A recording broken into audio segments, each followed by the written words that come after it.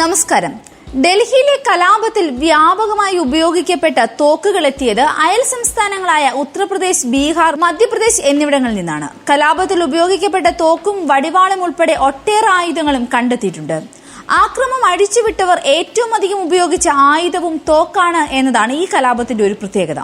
ബീഹാറിൽ നിന്നാണത്രേ കൂടുതൽ എളുപ്പത്തിൽ തോക്കുകൾ ലഭിക്കുന്നതെന്ന് പോലീസ് അന്വേഷണത്തിൽ തെളിഞ്ഞിരിക്കുകയും ചെയ്തു.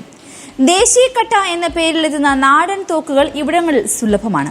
1500 രൂപ മുതൽ തോക്കുകൾ ലഭിക്കും. ഇതിൽ തന്നെ ഓട്ടോമാറ്റിക് പിസ്റ്റളിന് 15,000 മുതൽ 20,000 രൂപ വരെയാണ്.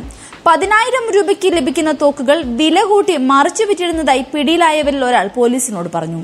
ഏകദേശം 7,000 മുതൽ 8,000 രൂപ റേഞ്ചിൽ ബീഹാറിലെ മുങ്ങാറിൽ നിന്ന് എളുപ്പത്തിൽ തോക്കുകൾ വാങ്ങാൻ കിട്ടുമത്രേ.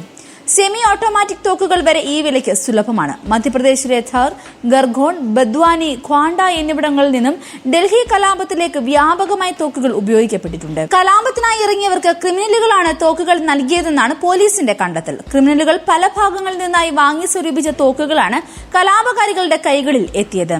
അന്വേഷണ സംഘം ഇതിനെ അതീവ ഗൗരവമായിട്ട് കാണുകയും ചെയ്യുന്നു. കാരണം ഇത്തരത്തിൽ തോക്കുമായി പൊതുജനം തെരുവിലേക്ക് ഇറങ്ങുന്നത് ഇത് ആദ്യമായാണെന്ന് പോലീസ് പറയുന്നു. തോക്കുകൾ വ്യാപകമായി വാങ്ങിക്കൂട്ടുന്ന ഗുണ്ടാ സംഘങ്ങളുള്ള അതിർത്തി ജില്ലകളിലാണ് വർഗീയ സംഘർഷം പൊട്ടിപ്പുറപ്പെട്ടതെന്നും കണ്ടെത്തിയിട്ടുണ്ട്. സംഘർഷ സ്ഥലങ്ങളിൽ നിന്ന് 500ഓളം വെടിയുണ്ടകളാണ് പോലീസ് കണ്ടെത്തിയിരിക്കുന്നത്.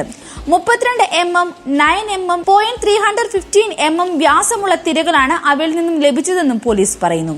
അക്രമികൾ വ്യാപകമായി തോക്കുപയോഗിച്ച ആദ്യത്തെ കലാപമെന്നും ഡൽഹി കലാപത്തിനെ പോലീസ് വിലയിരുത്തുന്നുണ്ട്.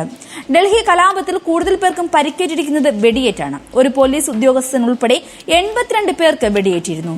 ചാങ്ബാഗിലെ അഴുക്കുചാലിൽ കണ്ടെടുത്ത IB ഓഫീസറുടെ മൃതദേഹത്തിലും വെടിയേറ്റ പാടുണ്ട്. തോക്ക് സുലഭമായി ഉപയോഗിച്ച കലാപങ്ങളിൽ ഒന്നായി മാറുകയാണ് ഡൽഹിയിലെ കലാപം.